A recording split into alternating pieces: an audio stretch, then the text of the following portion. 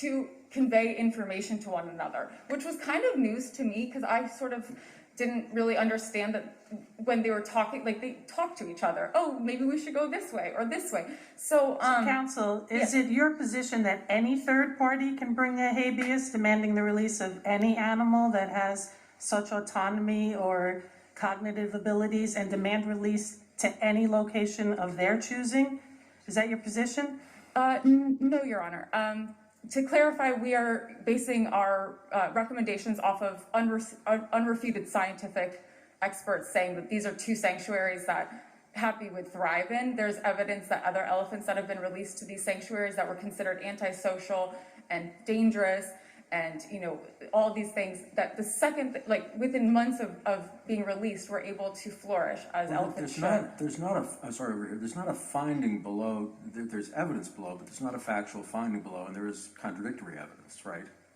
So at most, it seems to me, if we were to rule in your favor, we'd need to send this back for factual determinations, no?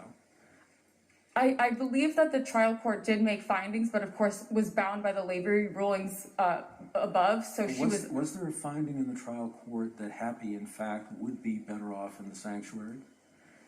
Well, the trial court's testimony, yes. I mean, I don't know if you would call it a finding of fact or not, but she definitely said that based off of the unrefuted scientific evidence that the, that it was, we made it extremely persuasive was her phrase, case for Happy's release from her lonely 1 acre pen to a 2,300 acre sanctuary. And she continually quoted the scientific record as noting that elephants share a lot of traits that are relevant to habeas corpus, not to other laws, but to habeas corpus for the purpose of the right to bodily liberty. This line of questioning, counsel, sort of gets back to Judge Rivera's initial question, or maybe her second question, which is, it sounds like we're trading one type of confinement for an arguably better type of confinement, but you've also spent a lot of time talking about liberty, and this doesn't seem exactly like liberty to me. It's just different confinement. Two things. There's also the prisoner cases. There's Dawson and Johnson, where Judge Fahey also recognized that the cases that Lavery had relied on to say that so there was another case that we filed called Presti, and it was on behalf of a chimpanzee. And in that case, the court said, you know, we actually don't have any issue with the personhood problem. We actually just don't think that there's, that the transfer can be allowed. And so Judge Fahey commented on that and said that our case where we're seeking almost short of complete release, because again, the situation wouldn't be safe for the animals or for humans, to be in an environment that's so close to their natural environment.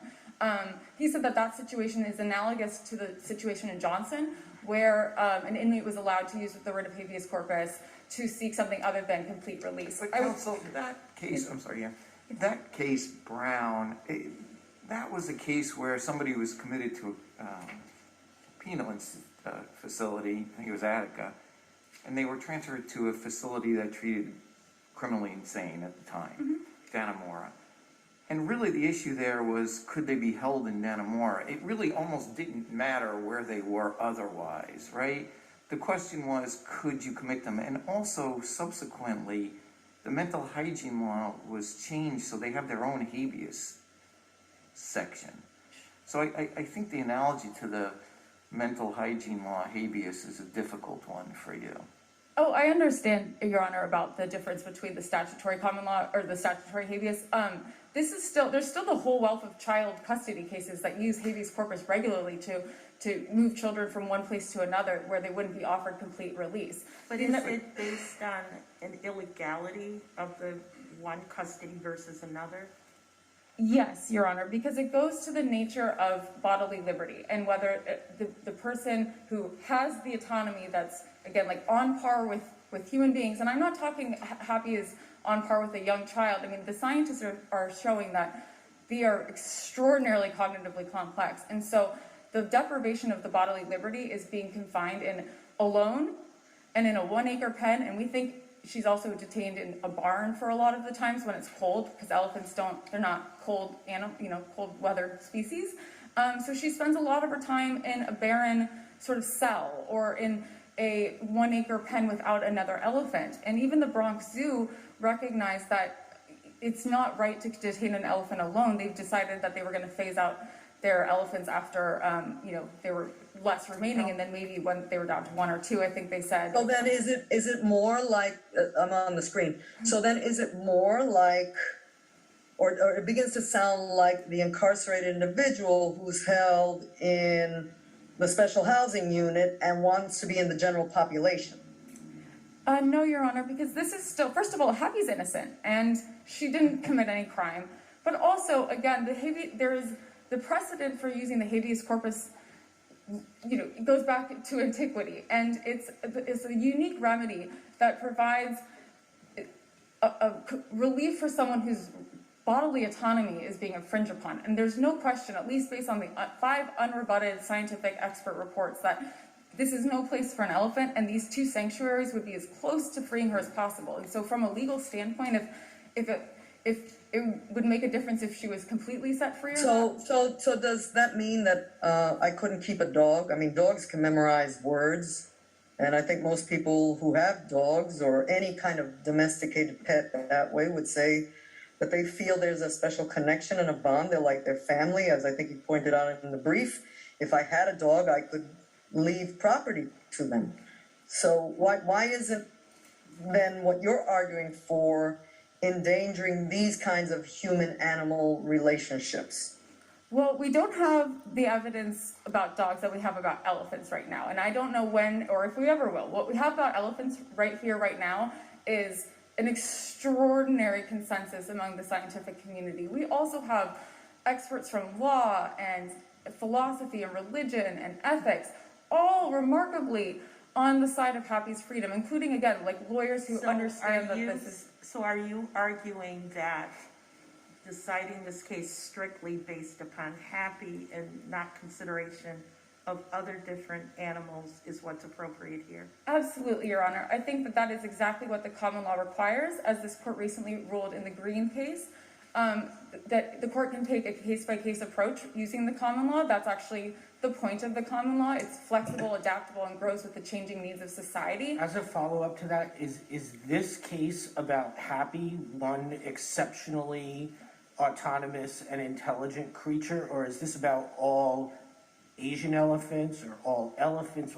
What's the scope of the population we're talking about here? Well, it would be disingenuous to not think that this would, be precedent for another elephant. It certainly wouldn't automatically free other elephants, but the science is clear about elephants having this autonomy, and it's not just Asian elephants. They're both African and Asian elephants. The science is proving that they're extraordinarily cognitively complex with advanced analytic abilities that, I'm sorry, I don't know if dogs have these analytic abilities. I love dogs, but this is extraordinary science. So I wouldn't say that it's for Happy specifically, but certainly Happy's situation and the deprivation of her unique bodily liberty, being alone in upstate New York or in New York in general, is no place for an elephant. And what about primates? That's a group that you've represented before. Would they be covered under this decision, or is that another future case? Every case would be a future case because the common law, again, especially with habeas corpus, it's case by case by case. With respect to the science of chimpanzees, I think that they would probably fit this scientific, unrebutted scientific, comprehensive understanding of autonomy, which includes these cognitively complex components. But as far as we know, I think it's only chimpanzees and elephants that, for instance, mourn and do, grieving behaviors that are akin to humans. So if you look at the science, which I think is actually really just unique and exciting kind of in its own right, like elephants do, high-five each other after they drive off a enemy, or they do like a halftime football kind of dance. I mean, they're just really special, unique species. But counsel, it does seem, back on the screen, it does seem now with what you were just saying, that in part you're arguing it's the scientific consensus around these qualities as you've defined them about autonomy that can be scientifically established through a fact-finding process. And your argument is Happy and perhaps all other elephants fit that, but at a minimum Happy. But it sounds like you're saying, and then of course, it's the nature of the confinement, because you're looking for one human-controlled environment to another, Although I understand your point that the other, the sanctuary, is one that is as close as, it seems to me, you're arguing, is as close as humanly possible in this moment to the wild, versus the zoo is clearly not. So it sounds to me like you're saying it's this combination. Whereas, let's say if the zoo, maybe had an environment that was a closer call about whether or not Happy, let's say Happy isn't isolated. Let's say there's much more land for Happy to travel or something else.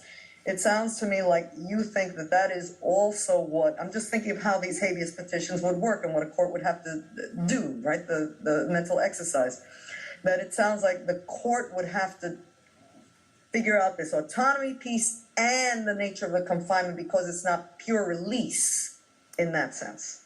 Perhaps so, Your Honor, but I want to reiterate that Judge Allison Tuitt at the court below had no difficulty understanding the science. It's throughout her opinion, and also that she felt pretty much prepared to rule in our favor, but for the two Lavery decisions that clearly need to be overturned, by the way, because they establish that to have rights, you need to have duties and to be human.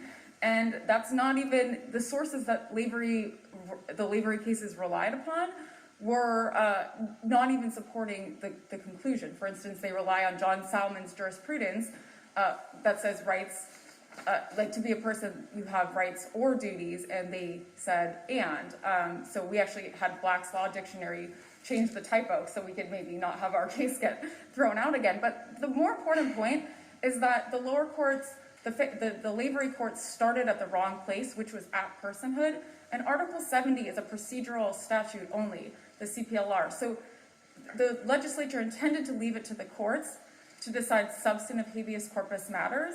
And so the proper place, as Judge Fahey recognized, isn't with the definition of person, which is a backwards-looking, statutory interpretation device, but to look at forward-thinking common law principles and focusing on the right at issue. And when we look at the right at issue, which is the right to bodily liberty, which protects autonomy, and Happy is autonomous by scientific proof, she should at a minimum have the same right as a similarly situated individual that also has autonomy. Because Thank you, counsel. Thank you. Counsel? Thank you, Your Honor. May it please the court, Ken Manning, on behalf of the Wildlife Conservation Society, the Bronx Zoo, and Mr. James Braheny. This oral argument bears little relationship to the arguments in the court below, in the trial court, or in the appellate division. If I could suggest, the petition says that the petitioner's relief requested turns on whether Happy is determined to be a legal person entitled to invoke the habeas corpus remedy. You've listened now to argument that doesn't even address that point.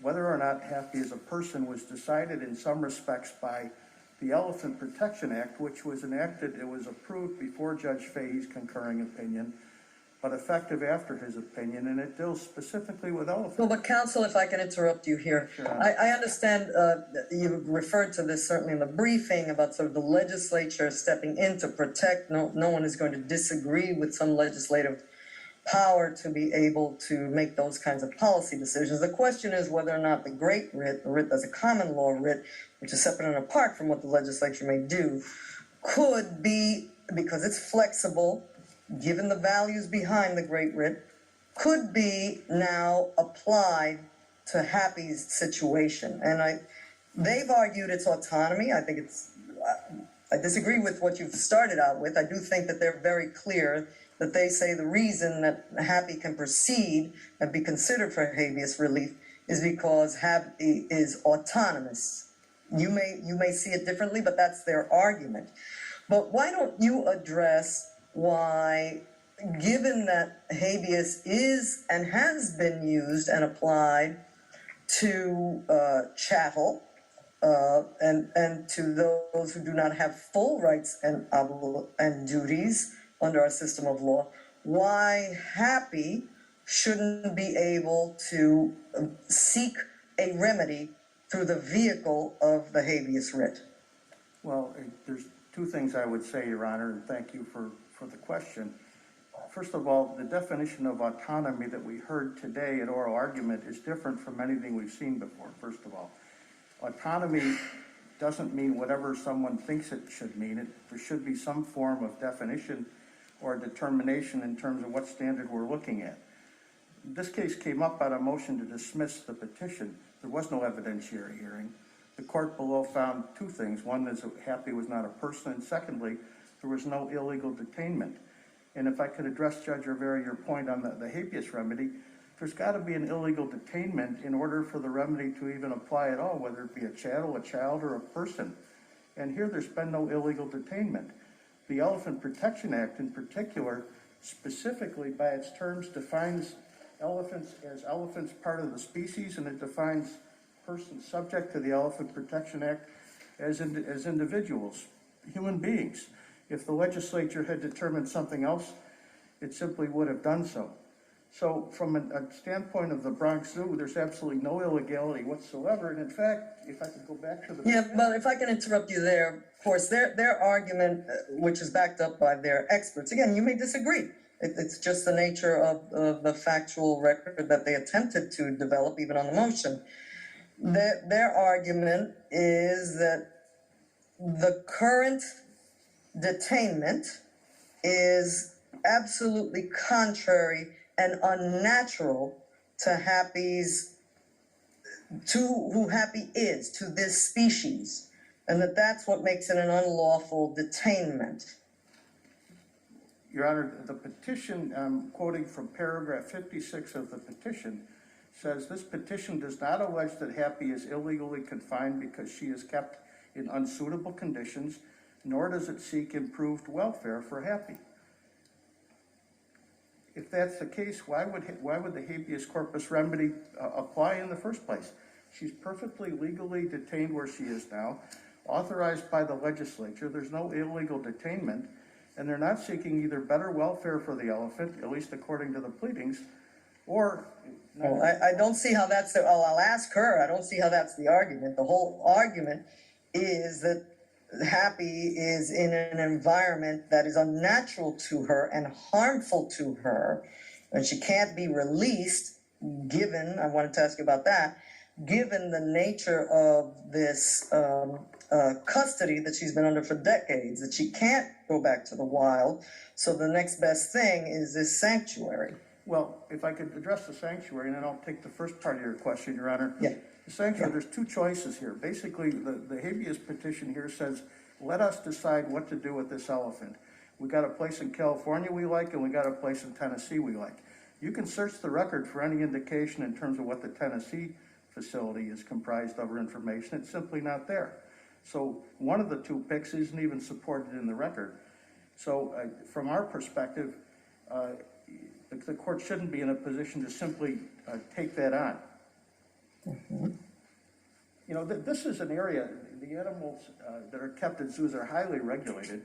You know, the Association of Zoos and Aquariums has a chapter on elephant care. It's all in the record. I forget how many pages, it's 40 or 50 pages.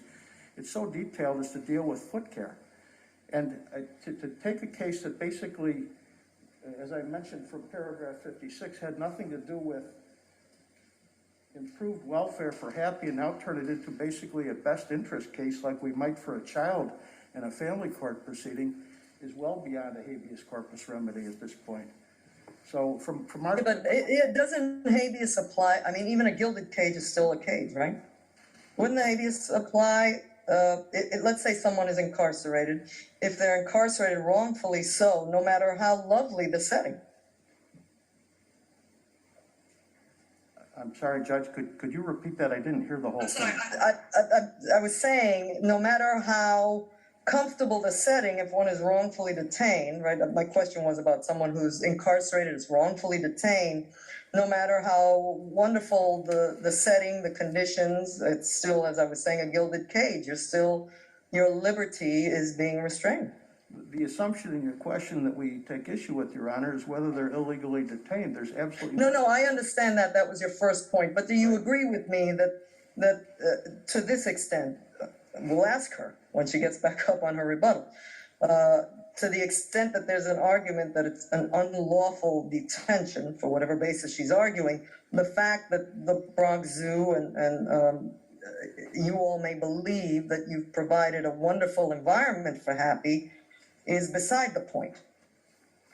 Well, we have 3 affidavits, Your Honor, from the chief veterinarian, from the curator, and from the director of the zoo, attesting based on personal knowledge to the conditions of Happy the elephant. I think it's significant in this case that the so-called experts that have offered opinions have never even been to see Happy. They didn't ask to see her. They didn't ask to examine her. They didn't ask to come look at her. They didn't seek a court order granting discovery. They submitted affidavits that were used in another case in Connecticut, Cookie Cutter, to support this application. It was only when we challenged that there was a supplemental affidavit making certain judgments about the animal based on a ride on the tram that goes through the zoo.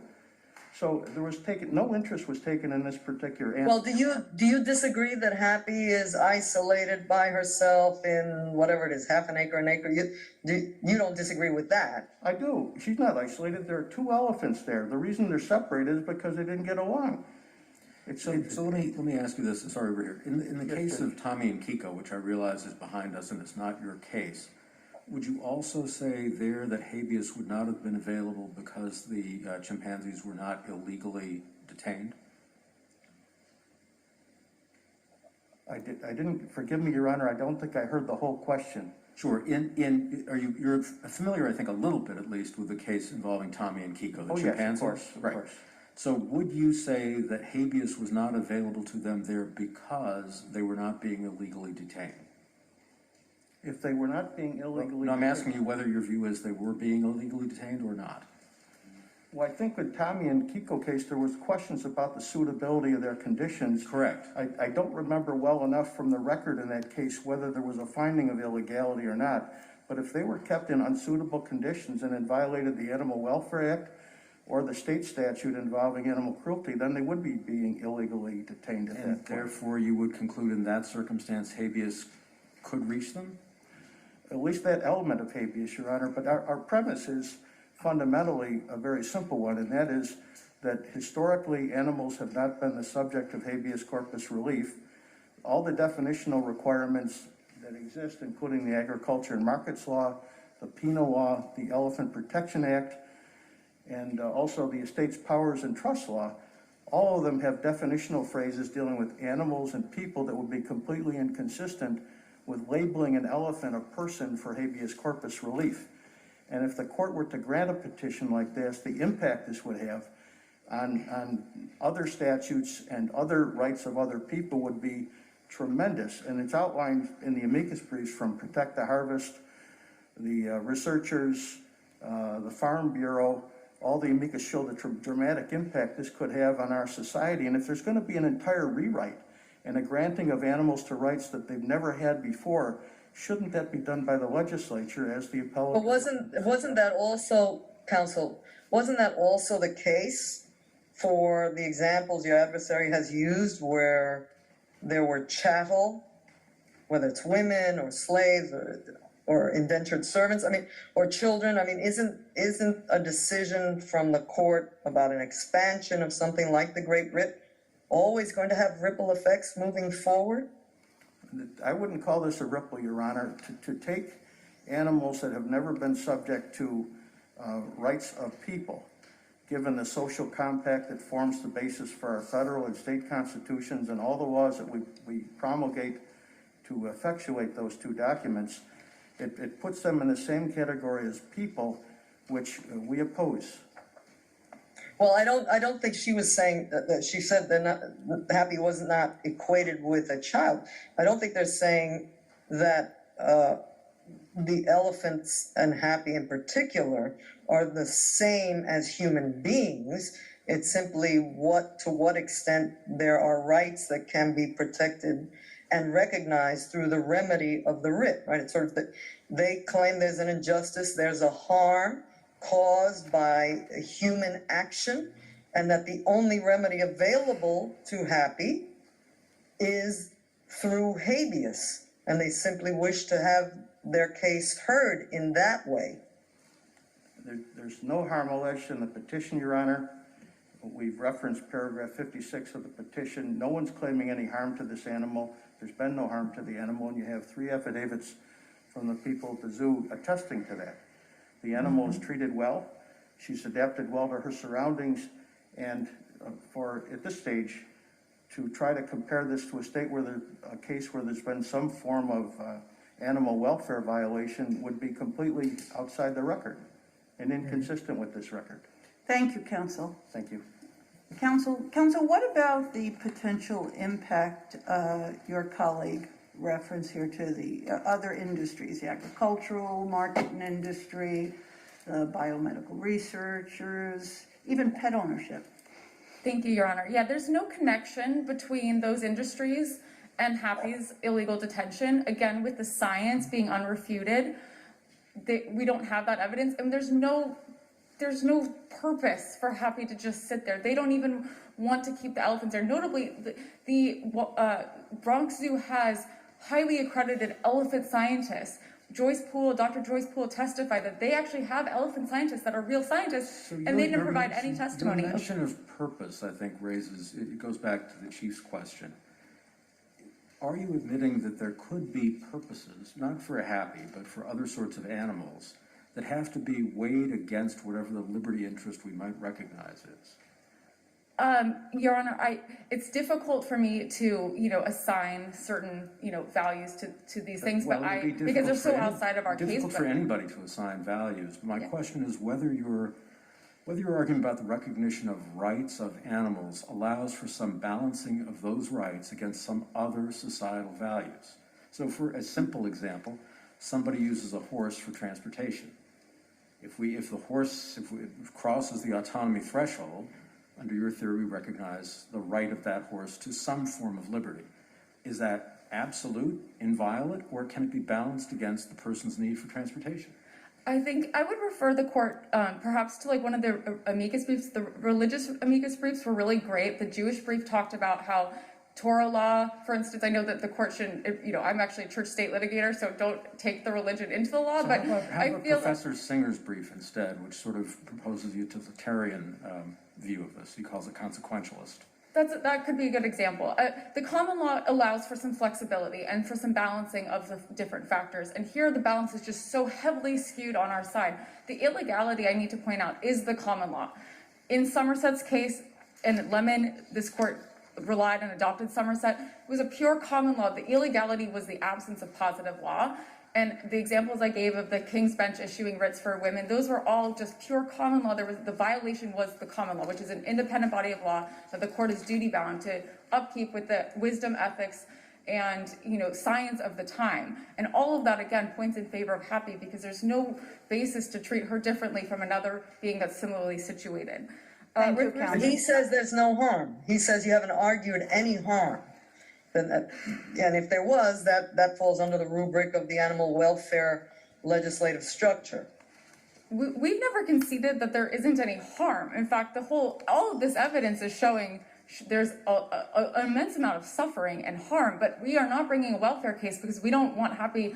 It's not about improving the conditions at the Bronx Zoo. That's not possible because you can't fit another elephant in there. The reason why the elephants attacked each other is because you put 4 elephants into a pen.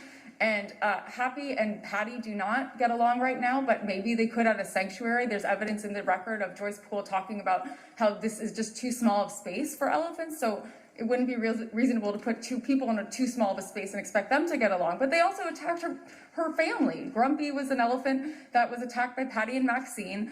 And so now they're separated by a fence. They are both alone and they both deserve better. And the common law would allow for it. The court has the authority and the power to grant Happy the freedom that she really deserves. Thank you, counsel. Thank you very much. You're welcome. The next appeal on this afternoon's calendar is appeal number 53 in the matter of Talbot v. versus Kingsborough.